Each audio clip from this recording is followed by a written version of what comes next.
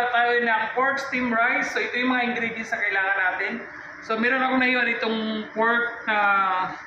pork. So kailangan natin siyang i-marinate sa tuyo. Yan.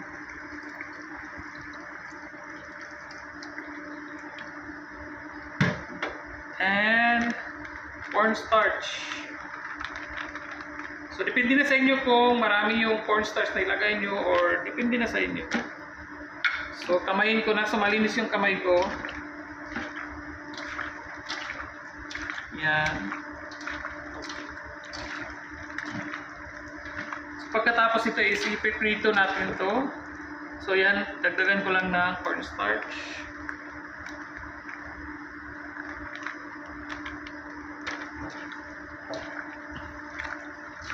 Yan. So pag mag-coat na natin to, so ready na to siya i-prito. So ito pang mga kailangan natin, di ba, pang mga ingredients na kailangan natin. So meron ako ditong meat ng shrimp. So napakuluan ko na yung, gagamitin ko yung napakuluan ko na balat niya. So mamaya, so yun ang magiging stock natin, o shrimp stock yung gagamitin natin. So meron din tayo itong star anise, onion, luya, ginger, and bawang. So gagamit din tayo ng sesame oil mamaya. So simulan na natin ating pagluluto. So guys, ipiprito na natin ating pork dito sa ating deep fryer. So ayan mo lang magdikit-dikit yan. So normal lang yan.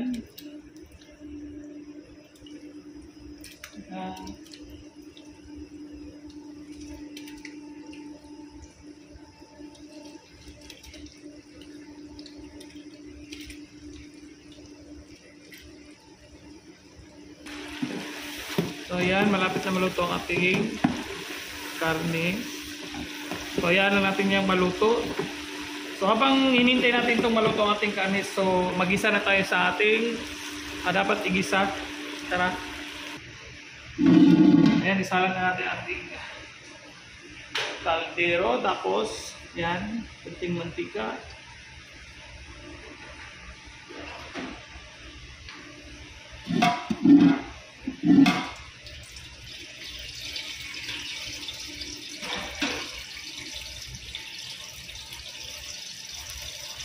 So, unahin kong igisa is ang luya.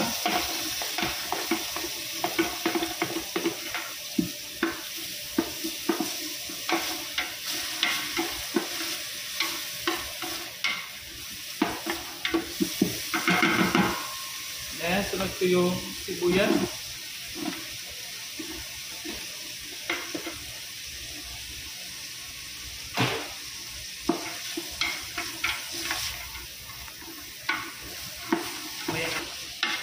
Ayan, sunod natin ating bawang.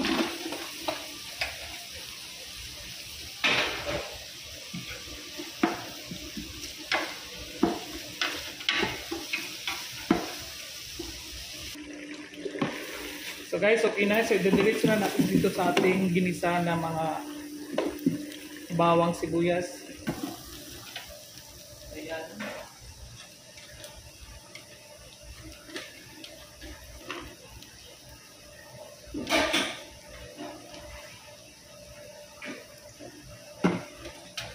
Dagdagan natin yan.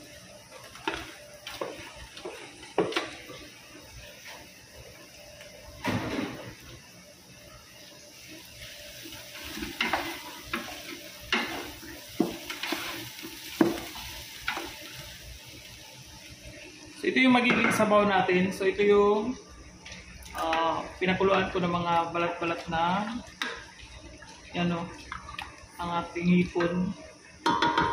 Sasalangin natin yan.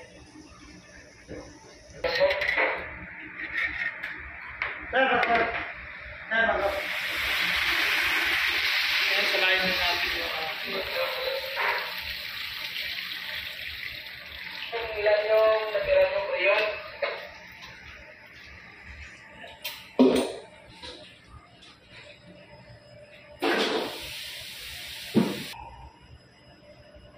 Guys, ilagay na natin ating star anise.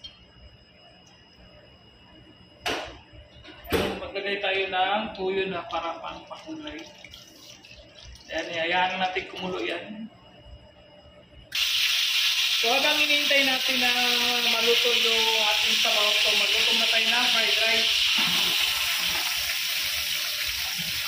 Ayan, yung bawang.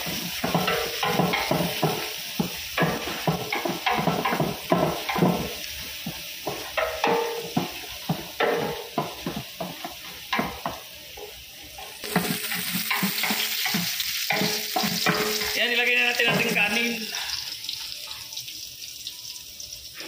Ayan.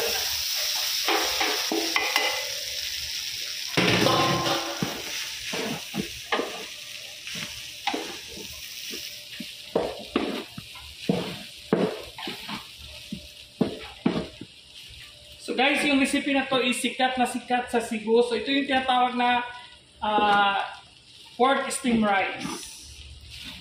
So ayan. Kailangan mo na i-fried rice yung kanin natin.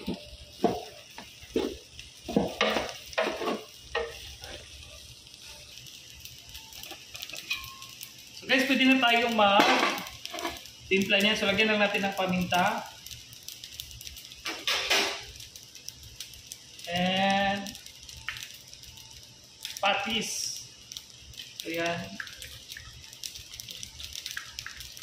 So dagdagan lang natin mamaya kung kulang yung alat niya. Then ilalagay na din natin ang ating dinurog na hipon, yung laman ng ating hipon.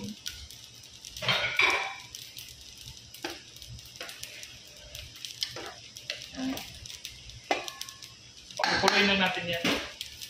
So balik tayo sa ating sinangag.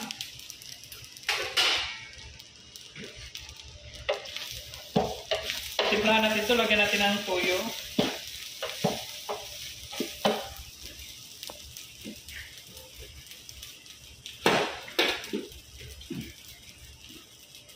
Yan.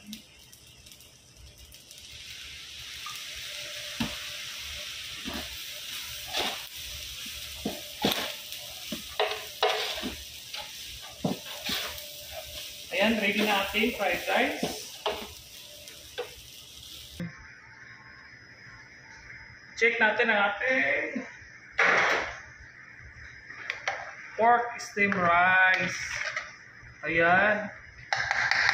So, palalaputin natin. So, meron tayong cornstarch dito na dinisolve ko sa tubig. Ayan. So, palaputin natin yan.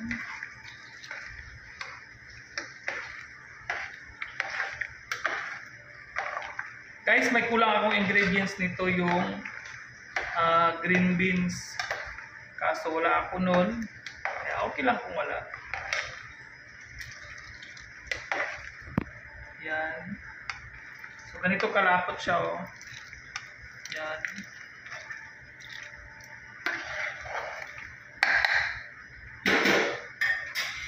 Tapos ang pinaka-last ingredients natin is sesame oil para Chinese style tayo dito ngayon. Para mabangong ano. Ayan. So guys, ready na ating niluto. So tatanggalin na natin yung ating star anise.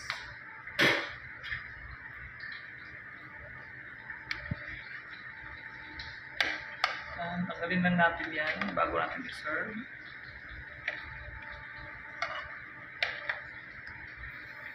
Ganun pa ba?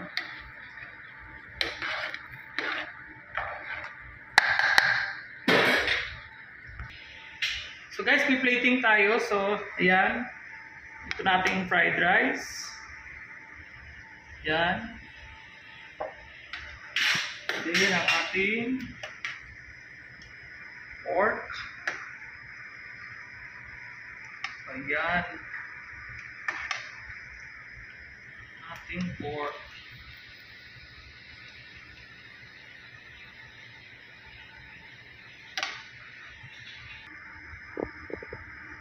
So guys, ito na ang ating pork steam rice.